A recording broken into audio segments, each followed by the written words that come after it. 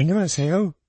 제장님 결혼해 내년 4월 출산을 앞두고 있는 32살 주부입니다. 다른 분들 사연 듣다 보면 제일 많은 게 고약한 시무 때문에 힘들었던 사연인데 제가 오늘 들려드릴 얘기는 시댁 얘기는 아닙니다. 친엄마보다 더 많이 제게 사랑을 주신 시어머니로 인해 인생이 바뀐 얘기예요. 세상에 우리 시어머니처럼 좋은 분이 있다는 것을 알려드리고 싶어 사연을 보내게 되었습니다. 얼마 전 출산 준비물을 사기 위해 시어머니와 백화점에 갔었습니다. 곧 태어날 아이를 위해 이것저것 출산용품을 구경하고 있었어요. 어머니, 이것 좀 보세요. 너무 귀엽죠? 어머, 그래. 너무 이쁘구나. 무슨 색으로 살까? 요즘은 남자이라고 무조건 파란 것만 입히지도 않더라. 노란색 입은 옷을 허리같이 예쁠 것 같구나. 이것도 사고 저거 이불도 너무 좋아 보인다. 저것도 다 사려? 엄마가 사줄게. 귀여운 옷들과 출산용품들을 구경하며 어머니와 담소를 나누고 있는데 매장 직원이 저를 보고 그러더라고요. 터다이신가 봐요. 엄마가 이것저것 다 사주고 싶어 하시는데 너무 좋겠어요. 참 부녀지간 좋아 보이세요. 네? 친정 엄마는 아니고요. 시어머니세요. 부녀지간으로 보이나요? 어디 가면 닮았다고 하는 분도 있긴 해요.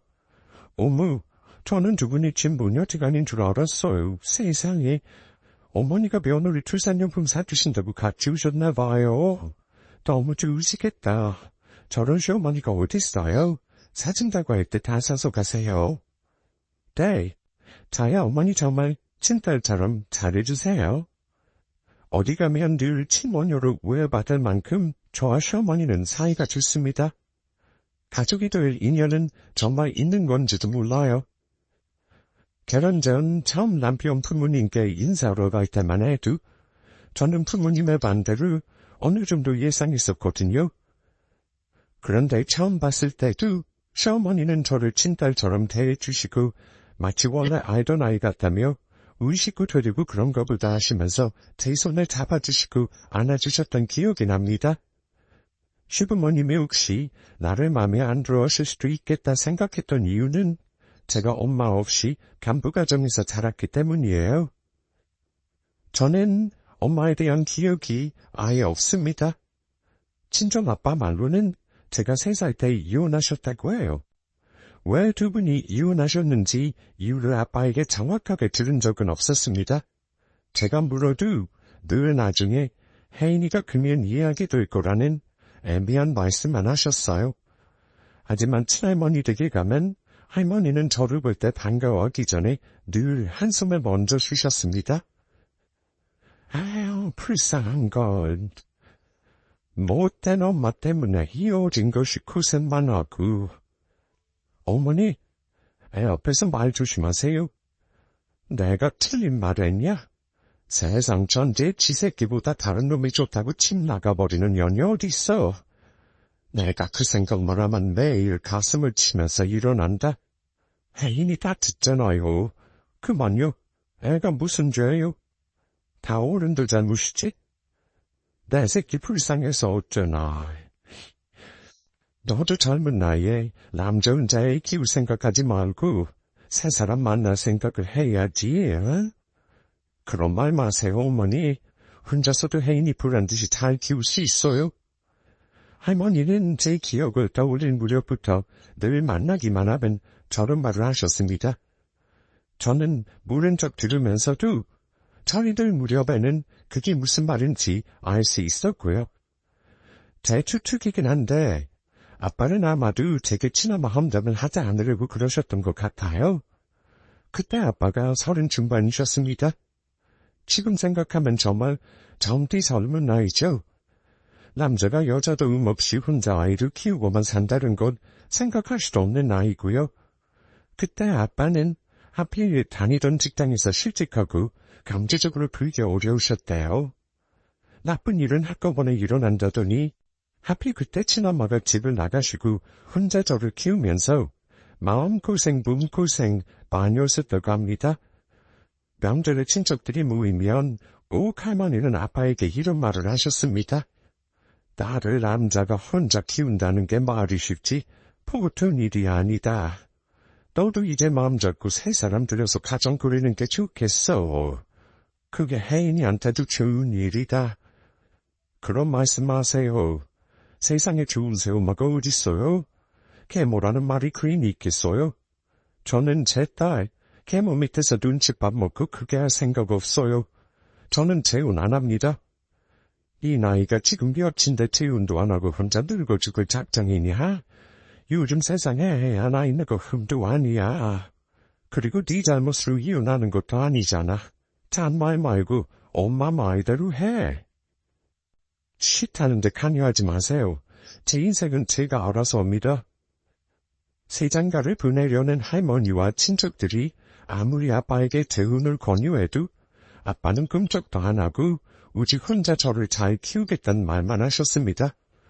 어린 저는 어른들 세계 돌아가는 사정을 잘 몰랐지만 막연히 아빠를 누구에게 빼앗기지 않아도 된다고 생각하며 아빠가 재혼을 거부할 때 은근히 기뻐했던 기억이 납니다.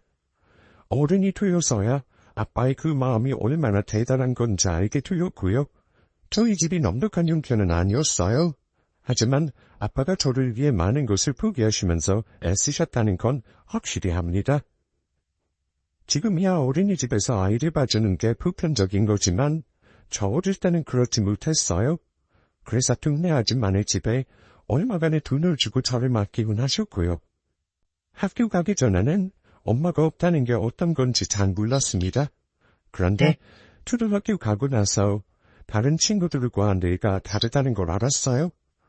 아빠가 아무리 제게 신경을 쓴다고 해도 엄마가 챙겨주는 아이와는 아무래도 다를 수밖에 없는지 상처받는 일도 많았습니다. 어릴수록 말을 가감없이 하는 법이잖아요. 간혹 제가 엄마 없는 아이라며 못 놀게 하는 친구 부모도 있었고요.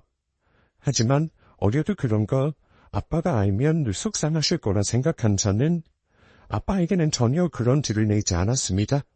아빠는 제가 힘든 거 없이 학교 생활을 잘한 줄만 아세요. 그리고 늘 고맙다 하시고요. 하지만 사실 말씀은 안 부렸을 뿐이지 마냥 변함하고 그런 아이는 아니었습니다. 아빠는 그 당시에 돈을 벌며 공부도 하셔서 공인중개사 자격증을 따신 후 부동산을 차리셨는데 그때부터 조금씩 경제적으로 윤택해졌던 것 같아요. 할머니가 땅 반돈을 보태주셔서 신도시 아파트로 이사도 갔고요. 그 후로 시집 갈 때까지 그 집에서 아빠와 20년이 넘게 살았습니다. 아빠가 부동산 하시며 이리 뛰고 저리 뛰고 정말 바쁘게 사셨는데 아주 큰 부자는 아니셨습니다. 지금도 아빠가 살고 계신 대출 없는 24평 아파트 한 채와 월세 나오는 작은 꼬마 상가 하나가 전 재산이세요. 하지만 어려운 시절 혼자 다 극복하고 아빠 혼자 그만큼 노력해서 일군 재산이니 저는 늘 아빠가 대단하다고 생각합니다. 아빠는 우리 딸이 이제 시집만 보내면 두 다리 쭉 뻗고 자겠어. 요즘 만나는 사람 없어? 있으면 아빠한테 제일 먼저 데려와야 한다. 나 시집 안 가고 아빠랑 그냥 살래? 나 직장도 있고 능력도 있는데 굳이 시집 가서 힘들게 살 필요 없잖아. 아빠 나 시집 보내면 혼자 심심해서 어쩌려고 그래? 그냥 내가 평생 같이 살게. 아빠에게 시집 안 간다는 말을 하면 아빠는 진심으로 몸소리 치셨어요. 아이고 혜인아, 항연아 그런 말 하지 마라. 무처녀 딸이 같이 살면서 늙는 꼴을 아빠가 어떻게 보니? 싫다 싫어. 네가 안 가겠다 그러면 아빠가 남자 찾아서 선이라도 보게 할 거야. 아빠도 참 요즘 혼자 사는 여자들이 얼마나 많은데 그래. 시집가서 싸우는 것보다 내 능력 발휘하면서 사는 게 낫다니까. 저는 결혼할 생각이 없었어요. 아빠에게 말한 이유도 그렇긴 한데 사실은 아빠에게 정말 말 못한 상처가 하나 있거든요. 제가 대학교 때 1년이 좀 넘게 만났던 같은 학교 군대 다니는 북학생 두 머리 선배가 있었습니다. 처음만 연애라 그 선배보다는 제가 더 많이 좋아했어요. 제가 졸업반일 때 저보다 먼저 좋은 회사 취직했는데 학생과 사회인이 교제한다는 게 쉬운 게 아니더라고요. 그 선배는 직장 다니기 시작하면서 점점 변했는데 끝내는 제게 헤어지자고 먼저 이별을 구했습니다. 그런데 헤어진 이유가요. 차라리 내가 못생겼다거나 학생이어서라거나 다른 이유였다면 상처가 덜했을 것 같아요. 아직도 저는 그 선배의 말이 생생히 기억이 납니다. 사실 우리 엄마도 만나는 거 별로 안 좋아하셔. 나는 너 좋아해. 하지만 부모님이 반대하는 연애는 하고 싶지 않거든. 너 진짜 괜찮은 아이라고 생각하고 진작에 만나보고 싶어서 있는 그대로 말씀드린 건데 엄마 없이 컸다는 거 좀 꼴끄러워하셔. 이런 말 너한테 상처라는 건 알지만 빙빙 돌려 말하는 것보다 사실대로 말하는 게 나을 것 같아서 말한다. 혜인아, 정말 미안해. 우리 그만 만나자. 그런 말을 듣고 울며 불며 다시 생각해보려고 매달리기는 싫었습니다. 저도 자존심은 있었거든요. 내 성격이 싫다거나 바른 걸 고치라고 하면 노력하겠는데 그런 이유라면 어쩔 수 없네. 내 잘못은 아니지만 그게 싫다고 하면 도리가 없지. 그래 선배, 그동안 고마웠어요. 이제 연락하지 않을게요. 정말 쿨하게 헤어졌어요. 그런데 솔직히 말하면 저 그 이별 이후로 몇 년간 너무 힘들었습니다. 직장 다니면서 저 좋다는 사람도 있었죠. 그런데 그 이별이 트라우마가 되어버린 건지 누굴 만나든 제 그런 처지가 이별의 원인이 될 수 있다는 생각에 전부 거부했거든요. 그러다 보니 비혼주의자로 마음을 굳히게 되었고요. 그런데 제 굳은 결심을 깨버린 사람이 지금의 남편입니다. 제가 입사 5년 차인 29살에 저보다 3살 많은 그 사람을 처음 만났는데요. 같은 회사 사람이라 저는 더 거부했죠. 저도 그 사람이 싫지는 않았어요. 아니 분명 마음이 끌렸습니다. 하지만 나중에 상처받는 게 싫어 아예 시작도 안 하려고 한 게 사실입니다. 제가 여지를 준다는 걸 알았는지 그 사람도 저를 많이 쫓아다녔고요. 그러다가 아무래도 확실하게 관계를 정리해야겠다 싶어 저의 가정사를 고백했었습니다. 그런데 그 사람은 제 가정사를 듣더니 어이가 없다는 듯 혜인 씨가 나 피해 다니는 게 그저 그것 때문이었어요? 와, 나 진짜 화나네. 내가 시험 못 다니고 그저 그런 일로. 아니 혜인 씨 엄마 없는 게 우리 만나는데 왜 걸림돌이 되는데요? 아니, 저는 이제 누구를 가볍게 만날 나이가 아니잖아요. 당연히 만나게 되면 결혼도 생각해야 하는데 그럼 승자 씨 부모님께도 제 얘기를 해야 할 테고요. 제가 편부가 정해서 잘한 걸 알면 반대하실 수도 있잖아요. 혜인 씨 나랑 결혼할 거예요? 괜히 기분 좋네.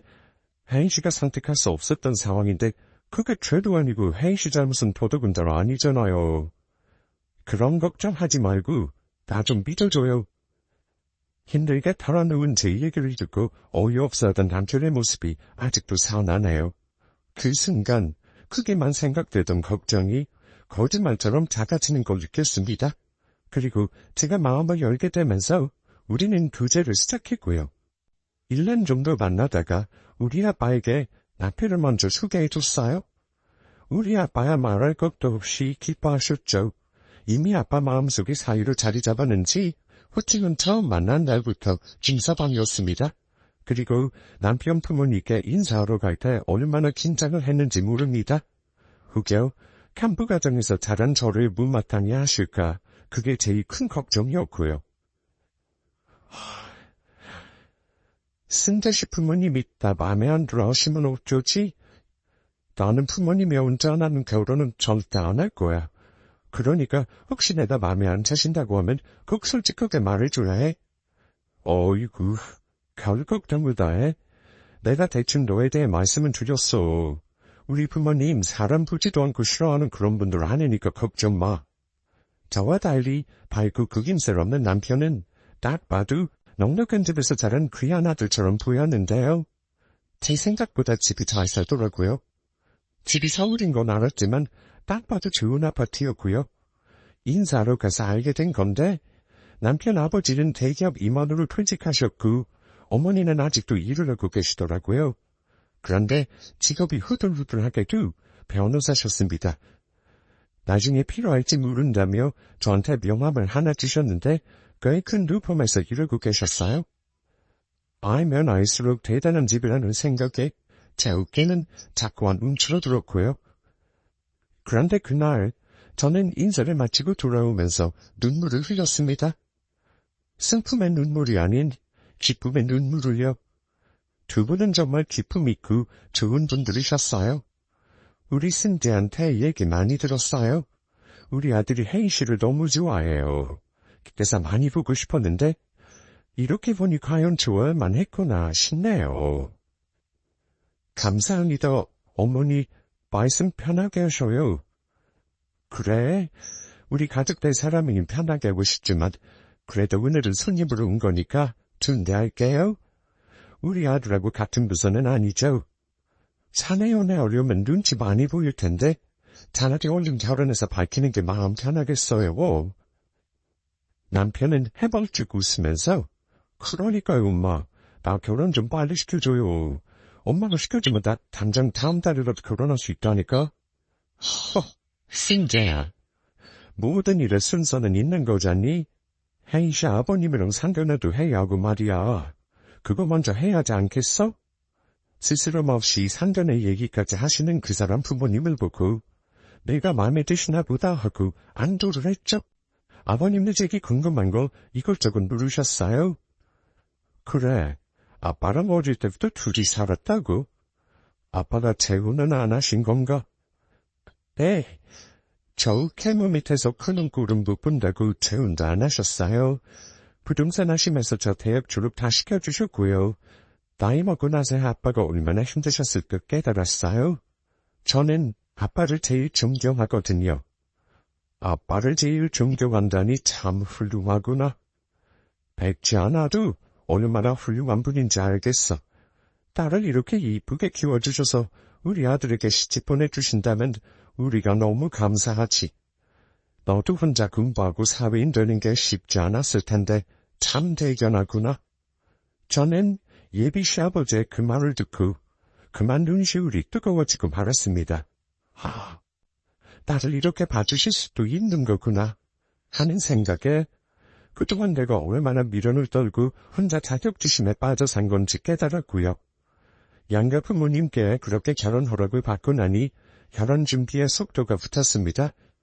예비 시부모님은 결혼 날짜와 결혼 준비하는 문제를 우리 아빠를 만나 먼저 의논하기 원하셨습니다. 그때 제가 모아놓은 돈이 5천 정도 있었는데요. 제가 결혼 준비를 해야 하니 재정 상황을 오픈하자고 했는데 남편은 신고 듣기만 하고 얘기를 안 해주는 거예요. 돈 없어서 그냥 월세방에 살아야 한다나요? 농담인 줄은 알았지만 그래도 걱정이 많이 되었습니다. 상견례 한 달 후 천천히 얘기하자길래 양가 부모님 인사하는 자리에서 먼저 마련하게 되었습니다. 그리고 예비 남편이 알아본 고급 한정식집에서 드디어 상견례를 하게 되었죠. 상견례 분위기는 좋았습니다. 저희 아빠는 긴장을 정말 많이 하셨는데 중간에서 애교 있는 예비 남편이 어찌나 말을 잘하는지 분위기를 부드럽게 만들었습니다. 예비 시부가 먼저 말씀을 하시더라고요. 혜인이를 이렇게 잘 키워서 우리 집안하고 인연 맺게 해주신 거 사돈께 감사드립니다. 우리 아들이 워낙에 발불질가 잘하긴 하겠지만 우리도 혜인이를 딸이라 생각하고 소중히 아끼겠습니다. 그 말씀에 아빠는 눈물까지 글썽이셨습니다. 모자란 것만은 우리 딸. 좋게 봐주셔서 그저 감사드립니다. 아드님 처음 봤을 때 부모가 얼마나 훌륭한 분들인지는 알겠더군요. 이렇게 실제로 만나보니 김서방이 왜 그리 성품이 좋은지 알겠네요. 탁담이 오고 가는 자리였고 음식이 서빙되기 시작할 때였습니다. 조금 전까지 세상 흐뭇한 표정에 앉아있던 아빠가 갑자기 얼굴이 굳어진 건 그때였습니다. 음식을 서빙하는 한 아주머니가 있었는데 아빠는 그분을 한참 노려보는 듯 하다가 이내 표정 관리를 하셨습니다. 저는 몰랐는데 서빙하시던 분이 하도 저와 아빠 얼굴을 번갈아 쳐다보길래 뭔가 이상하다고 느꼈고요. 하지만 자리가 자리이니만큼 그 자리에서 이유를 묻지는 못했습니다. 뭔가 이상하다고 생각했지만 아빠와 예비 시부는 천천히 결혼 논의를 하셨습니다. 사돈이 괜찮으시면 우리 애들 신혼집은 저희 쪽에서 해줄까 합니다. 예전부터 아들 앞으로 해놓은 아파트가 하나 있어서요. 마침 그 집이 올 11월에 전세 만기가 되네요. 그때쯤 살림드리고 내년 봄에 결혼시키면 딱 좋겠습니다. 사돈 생각은 어떠신가요?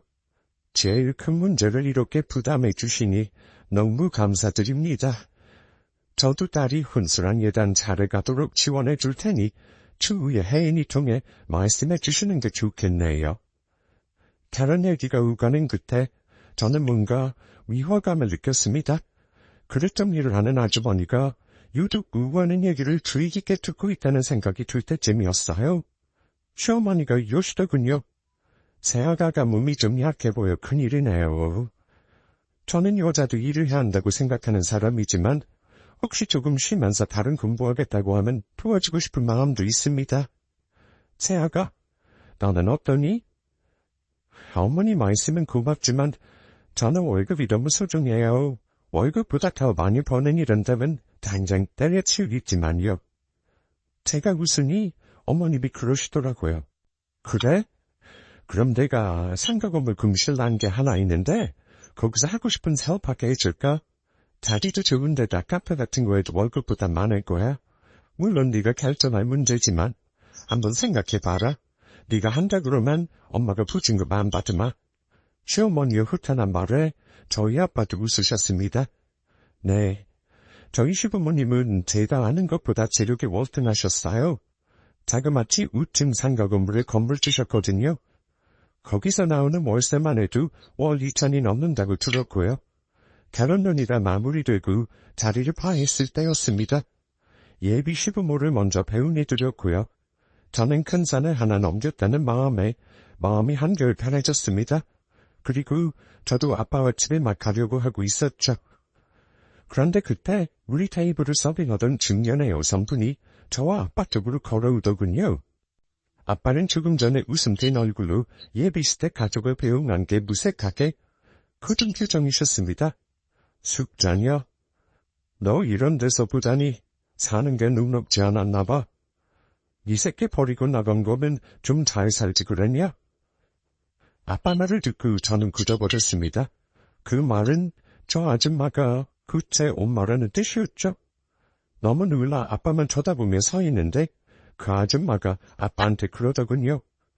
오랜만이네 혜인 아빠. 넌 내 딸 혜인이구나. 어릴 때도 예뻤는데 이목구비가 딱 네 아빠 닮은 건 여전하네. 너무 보고 싶었어. 내가 네 엄마야. 얼굴은 기억 못하는 게 당연할 테고. 이렇게 만나는 거 보면 세상 참 춥다. 내가 너 보고 싶어서 수소문을 그렇게 했는데 네 아빠가 이사가 버리는 바람에 흔적도 못 찾았었어. 이렇게라도 만난 거 보면 자네는 몸 굳는 게 맞나 보다. 이제와 무슨 수작질이야? 바른 놈이란 눈맞아 너 같은 언제고 내 딸한테 허튼 소리라도 해봐 어디? 당신 딸이라니? 내 배 아파 낳은 딸이기도 해.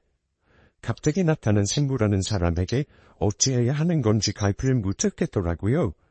인사를 하는 것도 우습고 그냥 그 엉엉 무는 것도 우습겠다는 생각이 들었어요. 들어보니 혜인이 결혼하나 봐. 부잣집에 시집간 것 같더라. 당시 성공했네. 옛날에 직장 잘리고 미래도 없어 보이더니 그동안 이 악물고 산 거야? 내 딸이 결혼한 거 네가 왜 신경 써? 허튼 수작하지 말고 우리 앞에 나타나지 마. 우리 딸이 결혼하는데 혼주서 엄마 자리를 피워놓을 생각이야? 이혼집 부모도 다시 결혼할 때 혼주속 채워줘야 하는 법이야. 그 자리에 죽은 할머니 귀신이라도 안 치게? 사람들 수군대면 어떨 건데? 엄마라는 사람은 난데없이 나타나 정체를 밝히는 것도 모자라 엄마 노릇까지 하려고 들었습니다. 혜인아, 여기 네 연락처 좀 찍어라. 엄마가 따로 연락할게. 그래도 내가 네 엄마인데 얼굴은 보고 살아야지. 제 심정이 어땠냐면요.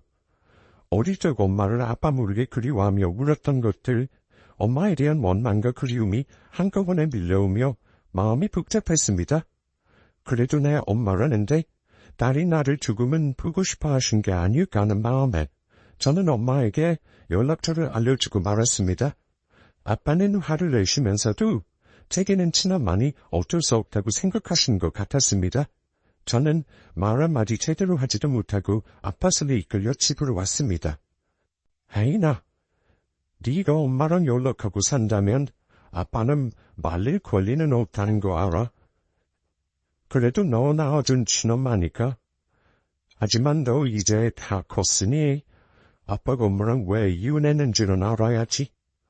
네 엄마 네가 새돌되기 전에 다른 놈하고 눈 맞아서 나간 사람이야. 그때 아빠가 실직도 했었고 많이 힘들었을 테인데 네 엄마는 그걸 못 참아주더라. 너 크면서 보고 싶으면 엄마라는 사람이 한 번이라도 찾아왔어야 해. 근데 네 엄마라는 사람은 단 한 번도 그런 적이 없다. 아빠가 알기론 그놈하고도 얼마 못 가 헤어지고 이놈 저놈 만나면서 잡주라고 산 것 같더구나. 네가 선택할 일이지만 아빠는 그 엄마, 네 엄마 알고 생각 안 하고 연락하지 말았으면 해. 아빠가 하시는 말을 며칠간 곰곰이 생각했습니다. 그때까지만 해도 제 마음을 잘 모르겠더라고요. 나도 이제는 엄마와 얼굴을 보고 살 수 있을까 하는 마음과 엄마 따위 이제까지 없어도 살았으니 계속 그렇게 살겠다는 마음이 충돌했습니다. 예비 남편에게 제 마음을 말했는데 그 사람이 그러더라고요. 그런 일이 있었는 줄 몰랐네. 혜인이가 결정할 일이지만 글쎄, 난 뭔가 석연치가 않아. 우연히 엄마를 만난 건 그럴 수 있다 쳐. 그런데 그동안 당신 한 번도 찾아오신 적 없는 분이잖아. 갑자기 연락하고 친해자는 이유가 뭐야? 엄마 나름 사정이 있었겠지. 이렇게 만났으니 언젠가 한 번은 만나서 물어보려고 해. 그때 가서 얼굴 보고 살지 말지 결정해야겠어. 하지만 제 마음을 정리하기도 전에 먼저 엄마가 연락을 했습니다. 만나자는 말에 고민 끝에 그러자고 했죠. 어차피 언젠가 한 번은 겪고 지나가야 할 일이었으니까요. 저는 적어도 둘이 만난 자리에서는 엄마가 미안하다거나 보고 싶었다거나 잘 살기 바란다거나 뭐 그런 말은 하실 줄 알았습니다. 그런데 그런 말은 하나 없이 엄마가 그러시는 겁니다. 혜인아, 너 시부모가 너 엄마 없는 줄 아는 거지?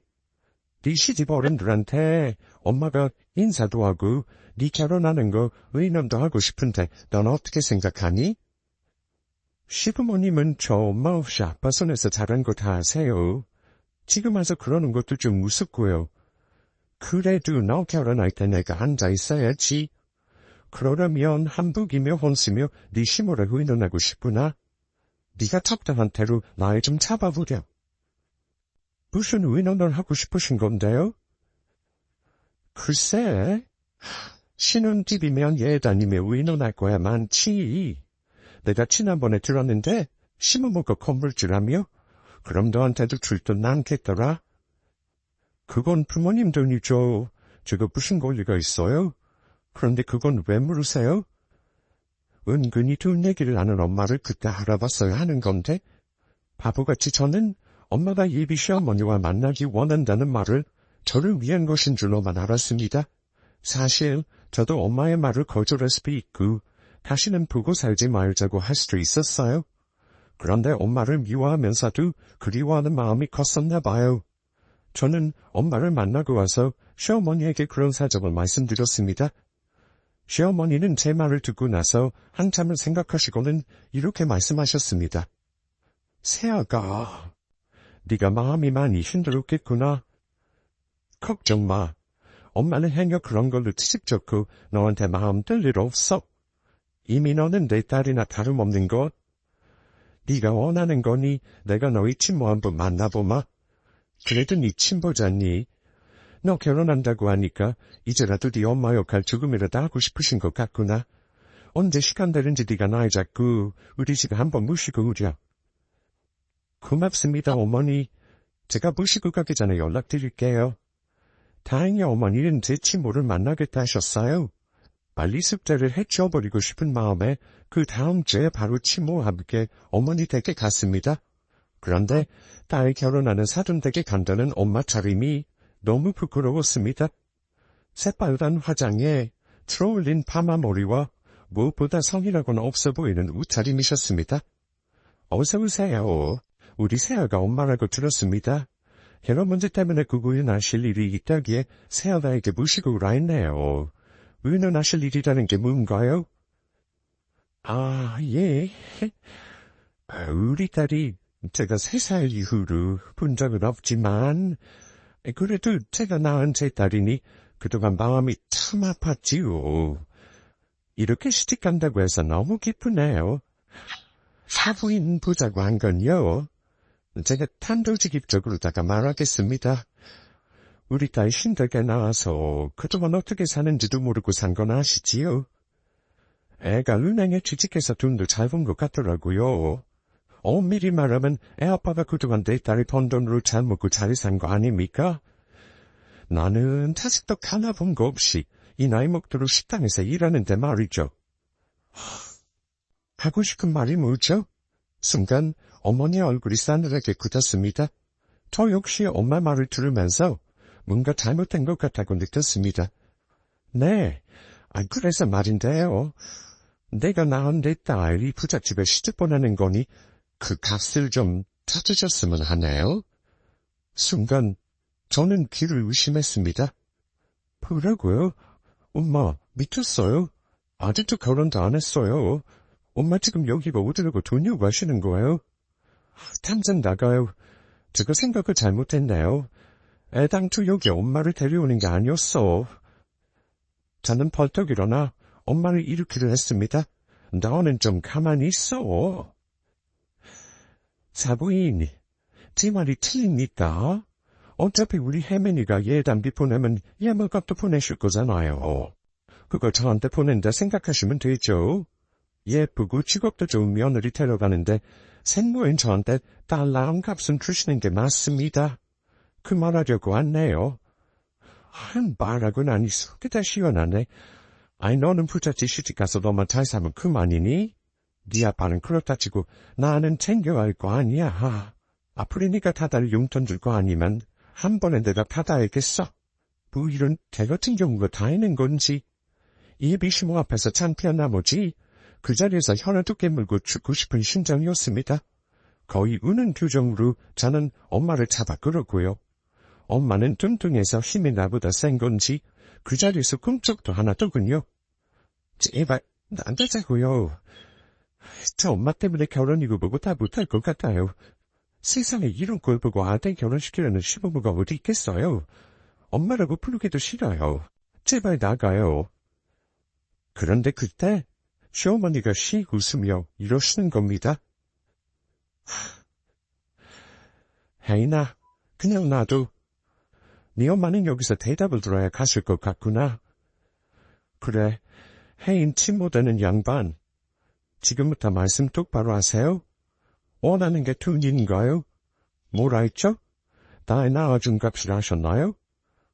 그런 건 처음 들어보네요. 법적으로 저도 권리가 있는 겁니다. 나중에 후겨 딸이 재산 남기고 잘못되면 제가 받아갈 수 있는 거 모르세요? 법적인 권리다. 말씀 잘하셨네요. 저도 법이라면 잘 아는 사람인데 무슨 말씀인지 그 뜻은 잘 알았으니까 나중에 여기로 다시 찾아오시겠어요? 법적으로 그쪽이 권리가 있는지 없는지 제가 잘 설명드리죠. 어머니는 제 친모에게 명함을 건네셨고 그걸 받아든 제 친엄마는 얼굴이 갑자기 사색이 되더라고요.